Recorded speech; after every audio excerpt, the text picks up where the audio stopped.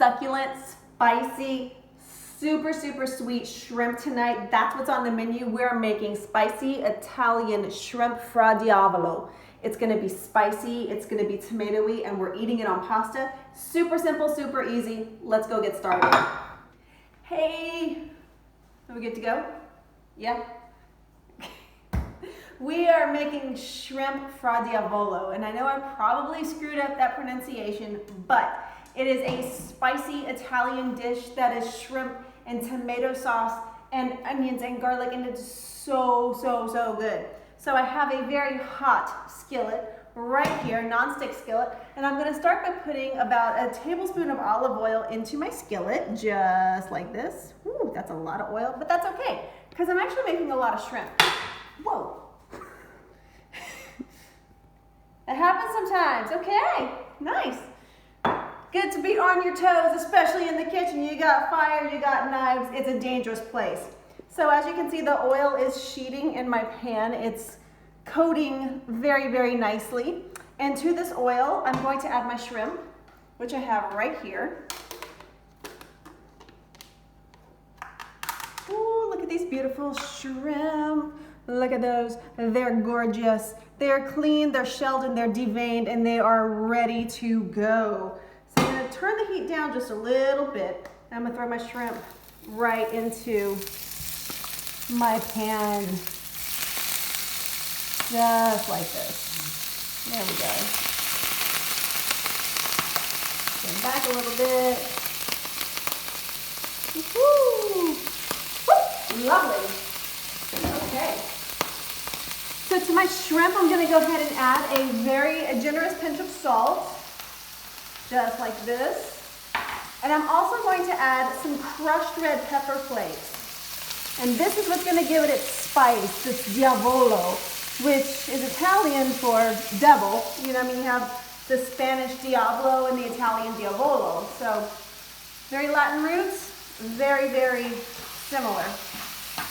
All right. So you just want to stir those around a little bit. And we're going to cook these guys until they turn, until they're just barely cooked. So the really, really cool thing about shrimp is that they're like super cool crustaceans, and they turn pink whenever they're cooked. So you can see some of these guys are already turning pink. See, like this guy right here, he's pink, and he's still kind of gray there. So we're going to go ahead and let him cook and get really nice and pink, and that's a really solid indicator that they're done. So we'll let these guys saute for just a minute. Kind of a notoriously clean cook. I really like and appreciate a very clean workspace.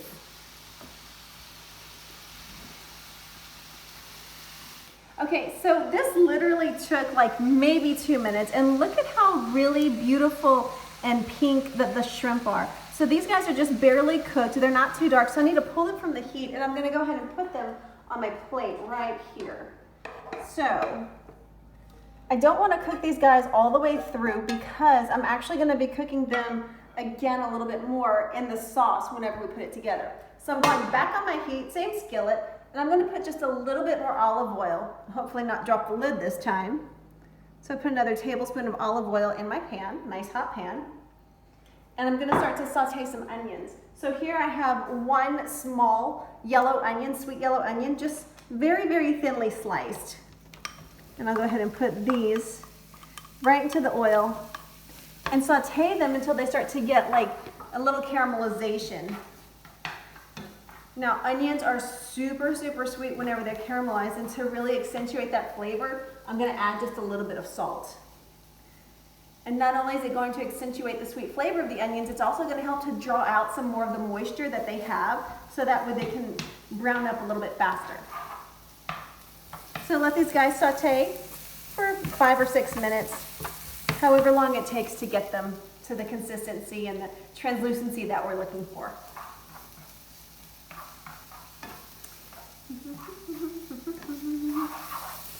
Yeah. Okay, so a lot of the onions are translucent, and some of them have actually kind of crispied up a little bit, which is great, because if you've ever had like crispy sauteed caramelly onions, you know how amazing and sweet and delicious they are. Oh my gosh. So this is gonna give the dish a whole new dimension and a whole new texture. So to this, I wanna add a little bit of garlic. So I have 4 little cloves of garlic chopped up right here. And that's going right into the onions. And I want this to mix in for maybe 10 seconds, because now we're going to add a couple of cans of diced tomatoes. Here we go. Juice and everything. Yeah. Yeah. Got one more. There we go. Well, doggone it. You can stay in there, I don't care. Sometimes it's not worth fighting one little tiny tomato. All right. We got another can of tomatoes going right in.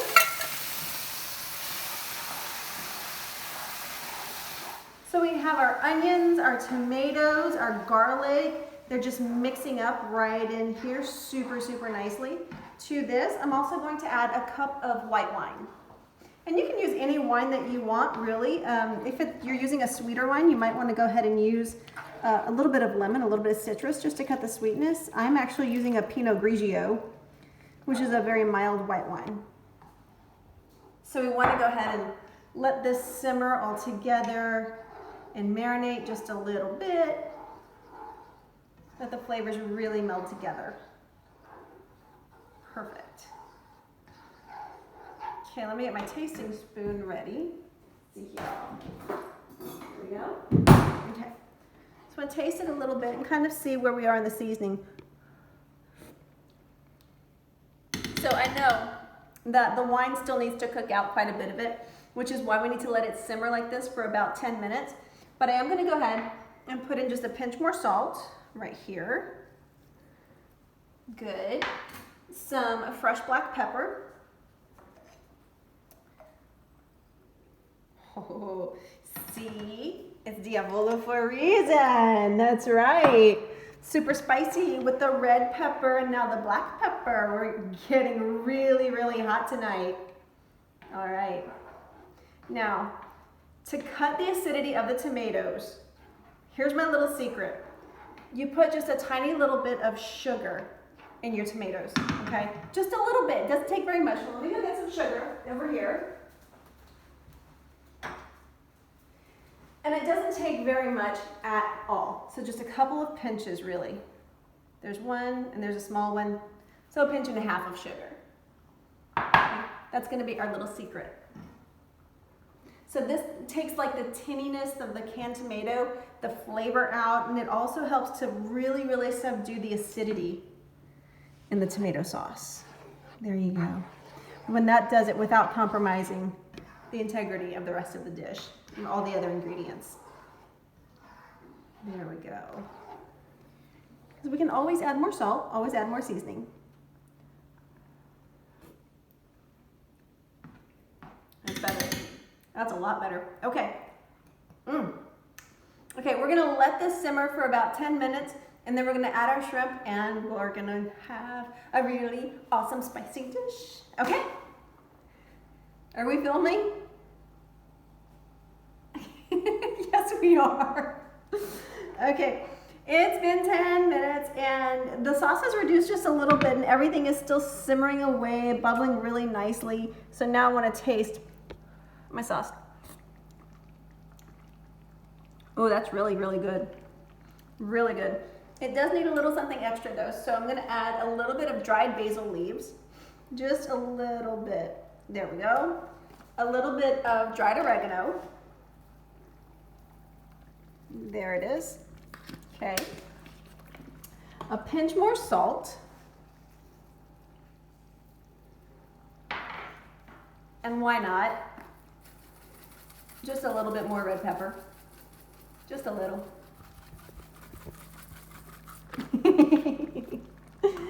All right, we're gonna stir this up.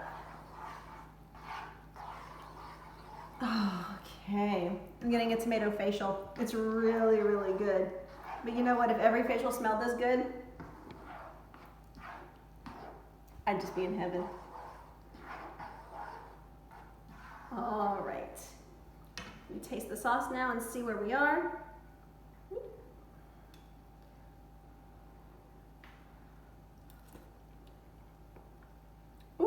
Wow, that's good. And I actually bit into a pepper too. Ooh. Perfect. Okay, so now what we want to do is we want to let these shrimp come back into the tomato bath here. And we're gonna finish cooking them for about 2 minutes and no longer, because it's really, really super easy to overcook shrimp. And we don't want to do that. So put all of the shrimp and their juices right back in here. I'm going to turn the heat up just a little bit to where we get a really hard simmer going and let it cook until the shrimp are completely done. About 2 more minutes. And then dinner is done. Yeah.